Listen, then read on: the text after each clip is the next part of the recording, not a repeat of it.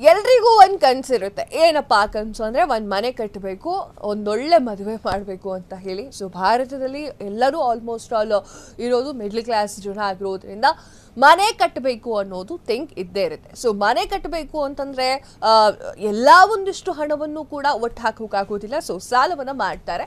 ಅಂಥವರಿಗೆ ಒಂದು ವಿಚಾರವನ್ನು ತೆಗೆದುಕೊಂಡು ಬಂದಿದ್ದೇನೆ. ಹಾಯ್ ಹಲೋ ನಮಸ್ಕಾರ, ನೀವು ನೋಡ್ತಾ ಇದ್ದೀರಾ ಫ್ರೀಡಮ್ ಟಿವಿ. ನಾನು ಕಾವ್ಯ ಹೆಗಡೆ.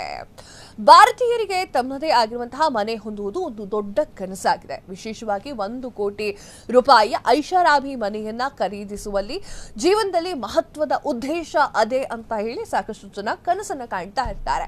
ಈ ಕನಸನ್ನ ನನಸು ಮಾಡಲಿಕ್ಕೆ ಗೃಹ ಸಾಲ ಬಹುಮುಖ್ಯವಾಗಿರುತ್ತೆ.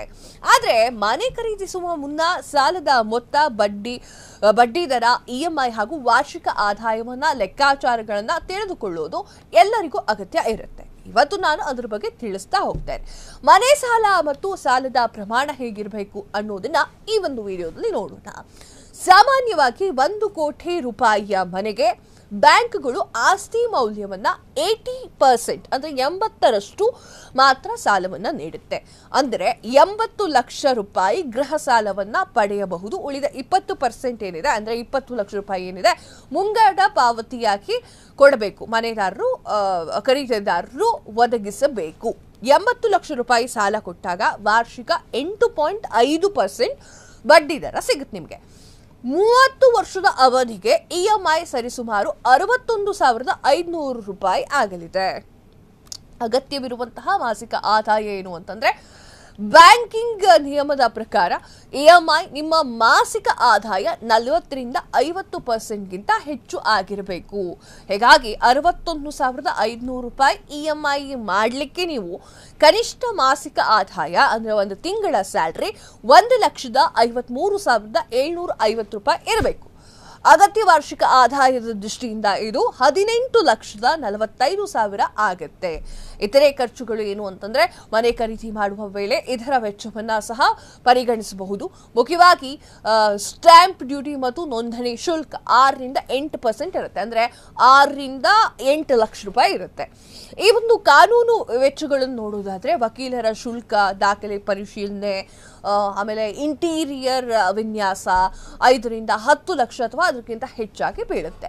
ನಿಮಗೆ ನಿರ್ವಹಣೆ ಮತ್ತು ಮೆಚ್ಚುಗೆಯ ವೆಚ್ಚಗಳ ಸಾಲ ಪಡೆಯುವ ಮುನ್ನವೂ ಕೂಡ ಪರಿಗಣಿಸಬೇಕಾಗಿರುವಂತಹ ಅಂಶಗಳು. ಬಡ್ಡಿಯ ಹೋಲಿಕೆ ಮಾಡಿದ್ರೆ ವಿವಿಧ ಬ್ಯಾಂಕ್ ಬಡ್ಡಿಗಳನ್ನ ಪರಿಶೀಲನೆ ಮಾಡುವುದಾದ್ರೆ, ಪೂರ್ವ ಪಾವತಿ ನಿಯಮಗಳು ಅಂದ್ರೆ ಮುಂಗಡವಾಗಿ ಕೊಡುವಂತಹ ದುಡ್ಡಿನ ವಿಚಾರವಾಗಿ ಶುಲ್ಕದ ಬಗ್ಗೆ ತಿಳಿದುಕೊಳ್ಬೇಕು ಅಂತಂದ್ರೆ, ಆರ್ಥಿಕ ಸ್ಥಿರತೆ, ಮಾಸಿಕ ಖರ್ಚು ಮತ್ತು ಉಳಿತಾಯ ಯೋಜನೆ ತೊಂದರೆ ಆಗದಂತೆ ಲೆಕ್ಕವನ್ನ ಹಾಕಬೇಕು. 1 ಕೋಟಿ ರೂಪಾಯಿ ಮನೆ ಖರೀದಿ ಮಾಡಬೇಕು ಅಂತಂದ್ರೆ ದೊಡ್ಡ ಆರ್ಥಿಕ ಬದ್ಧತೆ ಇರಬೇಕು. ಆದರೆ ಸರಿಯಾದ ಲೆಕ್ಕಾಚಾರ ಮತ್ತು ಯೋಜನೆಯನ್ನ ಹಾಕೊಂಡ್ರೆ ಅದು ಒಳ್ಳೇದಾಗುತ್ತೆ. ಗಮನಿಸಬೇಕಾಗಿರೋದು, ನಿಮ್ಮ ಕನಸು ನನಸಾಗಬಹುದು. ಯಾವ ರೀತಿಯಾಗಿ ನಾವು ಸಾಲವನ್ನು ತೆಗೆದುಕೊಳ್ತೇವೆ, ಹೇಗೆ ನಾವು ಸಾಲವನ್ನು ತೀರಿಸ್ತೇವೆ, ನಮ್ಮ ಮಾಸಿಕ ದರ ಇಷ್ಟಿರಬೇಕು ಅನ್ನುವಂತಹ ವಿಚಾರಗಳನ್ನ ಮನದಟ್ಟು ಮಾಡ್ಕೊಳ್ಬೇಕು. ಈಗ ನಾನು 1 ಕೋಟಿ ಮನೆಯ ವಿಚಾರವಾಗಿ ಯಾವ ರೀತಿಯ ಪ್ರೊಸೀಜರ್ ಇರುತ್ತೆ ಅನ್ನೋದನ್ನ ಬಿಡಿಯಾಗಿ ಹೇಳ್ತೇನೆ.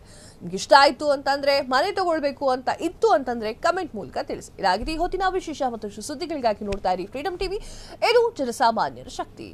ಕ್ಷಣ ಕ್ಷಣದ ಸುದ್ದಿಗಳಿಗಾಗಿ ಫ್ರೀಡಮ್ ಟಿವಿ ಸಬ್ಸ್ಕ್ರೈಬ್ ಮಾಡಿ, ಲೈಕ್ ಮಾಡಿ ಹಾಗೂ ಫಾಲೋ ಮಾಡಿ. ಹೊಸ ಸುದ್ದಿಗಳ ನೋಟಿಫಿಕೇಶನ್ಗಾಗಿ ಬೆಲ್ ಐಕಾನ್ ಮೇಲೆ ಕ್ಲಿಕ್ ಮಾಡಿ.